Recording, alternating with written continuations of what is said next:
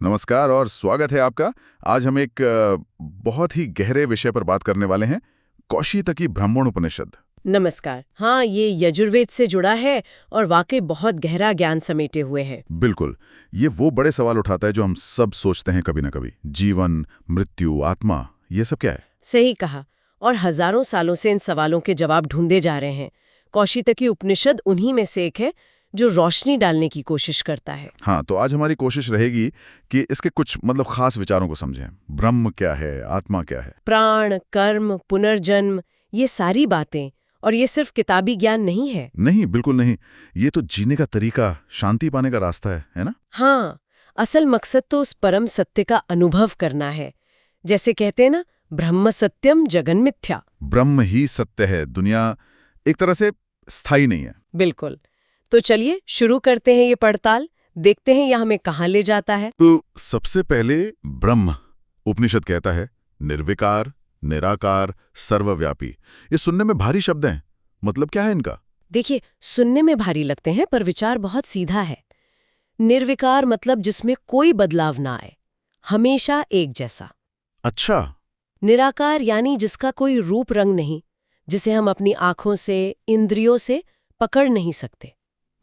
और सर्वव्यापी मतलब जो हर जगह है, हर चीज में, इस पूरे ब्रह्मांड का आधार, वही चेतना, वही शक्ति जिससे सब कुछ बना है। हाँ, जिससे सब बना है, जिसमें सब स्थित है और जो कभी खत्म नहीं होता।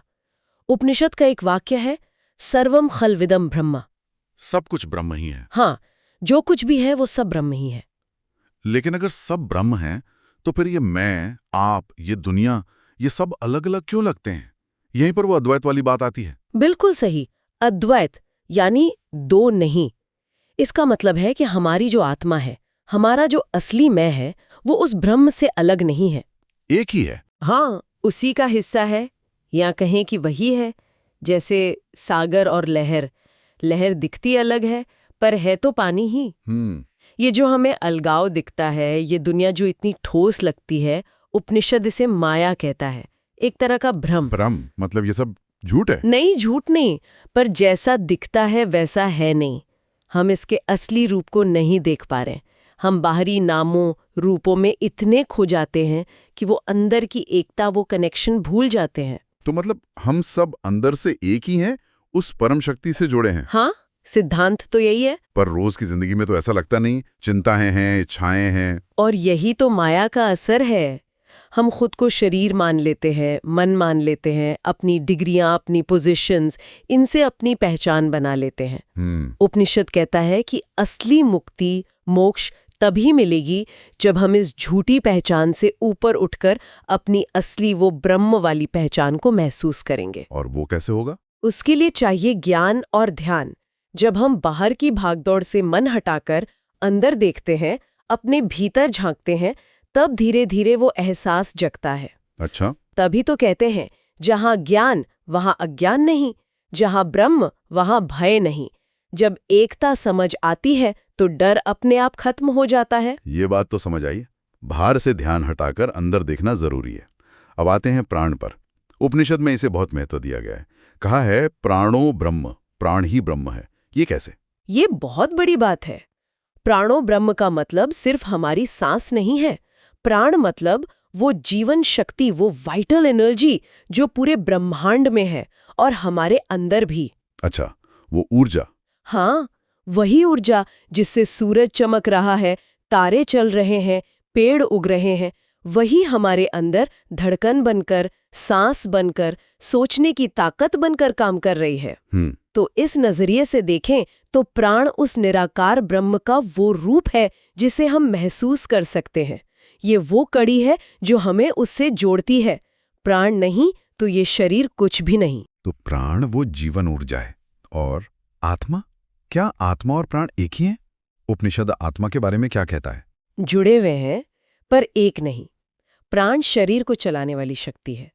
आत्मा वो चेतना है जो इस शरीर और इस शक्ति का अनुभव कर रही है। अच्छा। आत्मा उपनिषद के अनुसार अविनाशी है, मतलब खत्म नहीं हो सकती, शाश्वत है, हमेशा से है, हमेशा रहेगी। और कर्मों का असर? आत्मा पर कर्मों का सीधा असर नहीं होता। वो साक्षी है, देखने वाली। शरीर जन्म लेता है, मरता है, बदलता है, पर आत्मा वही रहती है। वो शरीर से अलग है, स्वतंत्र है। तो अगर आत्मा इतनी अलग और शाश्वत है तो इसे महसूस कैसे करें? कोई तरीका? हाँ, तरीका है।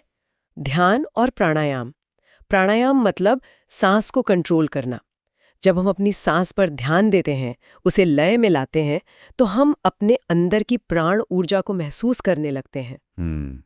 उससे क्या होता है? हम ज्यादा एनर्जेटिक, शांत महसूस करते हैं। और ध्यान ध्यान हमें मन की दौड़ भाग से परे ले जाता है। जब विचार शांत होते हैं, तब अपने असली स्वरूप की, उस आत्मा की झलक मिलती है। ये सब करने से फायदा क्या है, मतलब रोजमर्रा की जिंदगी में? अरे बहुत फायदा है। अंदर से एक स्थिरता आती है, स्ट्रेस कम होता है, चीजों को देखने का नजरिया बदलता है। हम छोटी छोटी बातों में कम उलझते हैं। अच्छा। तभी तो कहा है, जहां प्राण वहां चेतना, जहां चेतना वहां ब्रह्म। प्राण से चेतना का एहसास होता है और वही चेतना हमें ब्रह्म तक ले जा सकती है। ये प्राण और आत्मा वाली बात तो बहुत दिलचस्प है।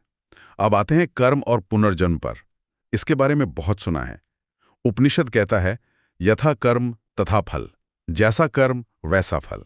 ये तो सीधा लगता है। हाँ, सिद्धांत सीधा है, पर इसका असर बहुत गहरा है। मतलब हमारा हर काम, चाहे शरीर से करें या सिर्फ सोचें या बोलें, उसका एक नतीजा जरूर होगा।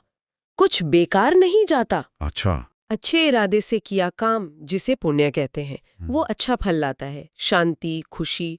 और बुरे इरादे से किया काम, यानी पाप, वो दुख लाता है। ये कोई भगवान सजा नहीं दे रहा। ये नियम है। हाँ, ये सृष्टि का नियम है। जैसे आम का बीज बोएंगे तो आम ही उगेगा, नीम नहीं। लेकिन कभी-कभी लगता है कि अच्छे लोगों के साथ बुरा हो रहा है और बुरे लोग मजे कर रहे हैं। ये कैसे? और पुनर्जन्म का क्या रोल है इसमें? हाँ, ये सवाल मन में आता है। देखिए, कर्म का फल हमेशा तुरंत नहीं मिलता। कुछ का इसी जीवन में, कुछ का बाद में। और यही पुनर्जन्म की बात आती है। क्योंकि आत्मा मरती नहीं? बिल्कुल, आत्मा अमर है। तो एक शरीर छोड़ने के बाद वो दूसरा लेती है। क्यों?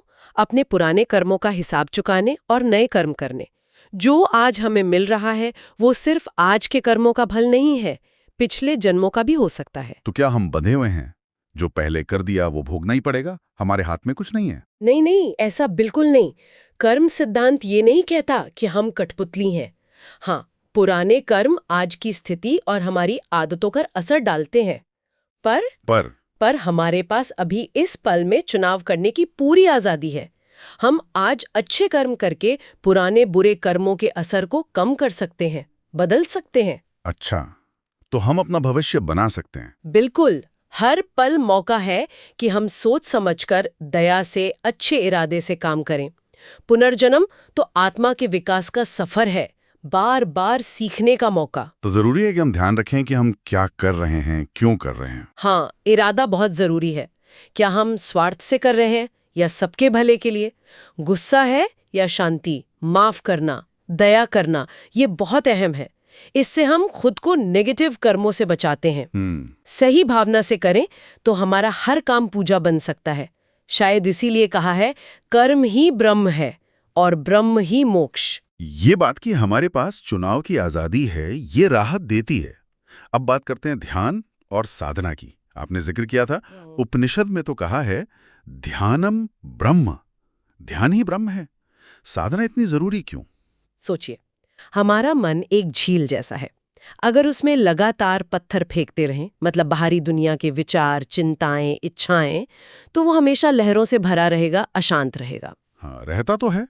तो हमें कभी पता नहीं चलेगा कि झील की गहराई में क्या है।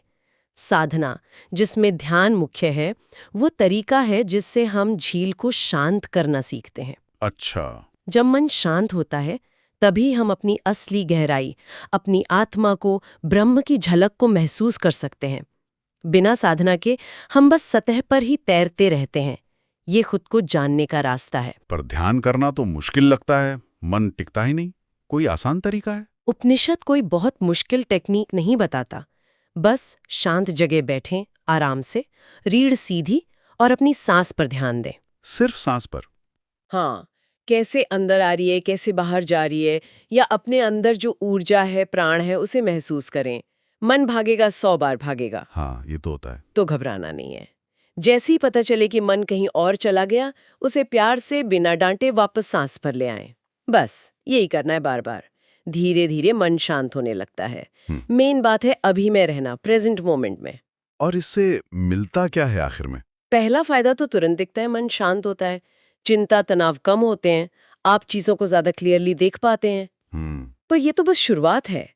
जैसे जैसे प्रैक्टिस गहरी होती है, आप अपने विचारों, अपनी भावनाओं से थोड़ी दूरी बनाना सीखते हैं। अच्छा। और फिर कभी-कभी उन शांत पलों में आपको अपने अंदर एक गहरी शांति, एक मौजूदगी का एहसास होता है। वही आत्मा, वही ब्रह्म का अंश। तब बाहरी सुख दुख उतने असर नहीं डालते, क्योंकि अंदर ही खुशी का एक सोर्स मिलने लगता है। तो साधना से शांति मिलती है। बिल्कुल, साधना और शांति का सीधा रिश्ता है। जितनी साधना उतनी शांति, और यही शांति हमें मोक्ष के करीब ले जाती है। इसीलिए कहा है, जहां साधना वहां शांति, जहां शांति वहां मोक्ष। और अंत में मोक्ष। उपनिषद कहते हैं यही जीवन का सबसे बड़ा लक्ष्य है। पर मोक्ष है क्या? क्या स्वर्ग जाना? नहीं, स्वर्ग से कहीं ज्यादा गहरा। मोक्ष मतलब मुक्ति, आजादी। किस चीज से आजादी? जन्म और मृत्यु के इस चक्कर से, उन कर्मों के बंधनों से जो हमें बार बार इस दुनिया में खींच लाते हैं। ये वो स्थिति है जब आत्मा अपने असली रूप को पूरी तरह पहचान लेती है। कि वो ब्रह्म से अलग नहीं है। हाँ, कि वो ब्रह्म से कभी अलग थी ही नहीं। सारा अलगाव का वहम मिट जाता है। ये मैं, मेरा का भाव खत्म हो जाता है। आत्मा वापस अपने सोर्स में, ब्रह्म में मिल जाती है, जैसे नदी सागर में। तो फिर वही बात आ गई, आत्मा और ब्रह्म की एकता, अद्वैत, यही आखिरी ज्ञान है। हाँ, यही परम सत्य है। पर इसे सिर्फ पढ़ लेना या समझ लेना काफी नहीं है। इसे अनुभव करना पड़ता है। बिल्कुल, इसे जीना पड़ता है, अनुभव करना पड़ता है। और ये अनुभव तभी होता है जब अज्ञान का पर्दा हटता है, वो पर्दा जो हमें सच देखने से रोकता है। और वो पर्दा हटाने के लिए ही साधना है। हाँ, उसी के लिए सारी साधना, सारा ध्यान, सारा विवेक चाहिए, ताकि मन इतना साफ और शांत हो जाए कि वो सच को सीधा देख सके। ये सब सुनने में तो बहुत ऊंचा लगता है। हम जैसे लोग जो रोज की जिंदगी में उलझे हैं, क्या इस ज्ञान को जीवन में ला सकते हैं? कोई प्रैक्टिकल तरीके? बिल्कुल ला सकते हैं। ये ज्ञान सबके लिए है। धीरे धीरे पहला कदम अपने अहंकार पर ध्यान देना। ये जो मैं का भाव है ना, यही हमें बांधता है। इसे कम करने की कोशिश करना। दूसरा, प्रेम और सेवा का भाव बढ़ाना। जब हम सब में उसी एक ब्रह्म को देखने की कोशिश करते हैं, तो नफरत, जलन कम होती है, प्यार और दया बढ़ती है। दूसरों की मदद करना बिना किसी उम्मीद के, ये भी साधना है। और तीसरा, आत्मचिंतन। कभी कभी रुक कर सोचना, मैं कौन हूँ? क्या मैं सिर्फ ये शरीर हूँ, ये विचार, या कुछ और? ये सवाल हमें गहरे ले जाते हैं। तो ज्ञान और मोक्ष का क्या रिश्ता है? सीधा रिश्ता है। जैसे जैसे हम खुद को और दुनिया को सही मायने में समझते जाते हैं, हम डर से, मोह से आज़ाद होते जाते हैं, ज़्यादा शांत होते जाते हैं। यही मोक्ष की तरफ बढ़ना है। अज्ञान ही बंधन है, ज्ञान ही मुक्ति। तभी तो आखिरी सूत्र है, जहाँ ज्ञान वहाँ मोक्ष, जहाँ मोक्ष वहाँ अनंत शांति। तो आज हमने कौशितकी ब्राह्मण उपनिषद के जरिए जीवन के कुछ बहुत बड़े सवालों को छूने की कोशिश की। समझा कि ब्रह्म क्या है, हम सब कैसे उसी का हिस्सा हैं। हाँ, और प्राण की शक्ति, आत्मा का अमर होना, कर्म का नियम, इन सब पर बात की। और ये भी देखा कि ध्यान और साधना कैसे हमें अंदरूनी शांति और आखिर में मोक्ष तक ले जा सकते हैं। बिल्कुल, और वो सूत्र भी याद रखने जैसे हैं, सर्वम खल्विदम ब्रह्म, प्राणो ब्रह्म, ध्यानम ब्रह्म, यथा कर्म तथा फल। ये सिर्फ वाक्य नहीं, गहरे सत्य हैं। इन पर सोचने से बहुत कुछ बदल सकता है। हाँ, ये ज्ञान हमें याद दिलाता है कि हम सिर्फ ये शरीर या मन नहीं है, हमारी असलियत कहीं ज्यादा बड़ी है। और जाते जाते एक सवाल सबके लिए छोड़ना चाहूंगी। हमने बात की प्राणो ब्रह्म, प्राण ही ब्रह्म है। जरा सोचिए, अगर हम अपनी हर सांस को, अपने अंदर बहती ऊर्जा को उस परम शक्ति का ही एक रूप मानकर जीना शुरू कर दें, तो रोज का जीवन कैसा हो जाएगा? शायद साधारण ही असाधारण लगने लगे। ये वाकई सोचने वाली बात है। बिल्कुल। जैसा उपनिषद का निचोड़ है, ज्ञान शक्ति है, ध्यान मुक्ति है और ब्रह्म ही जीवन है। ये हजारों साल पुराना ज्ञान आज भी उतना ही जरूरी है, हमें सच्ची शांति का रास्ता दिखाता है। आज की इस गहरी बातचीत के लिए आपका बहुत बहुत धन्यवाद। सुनने के लिए आप सबका भी धन्यवाद। नमस्कार।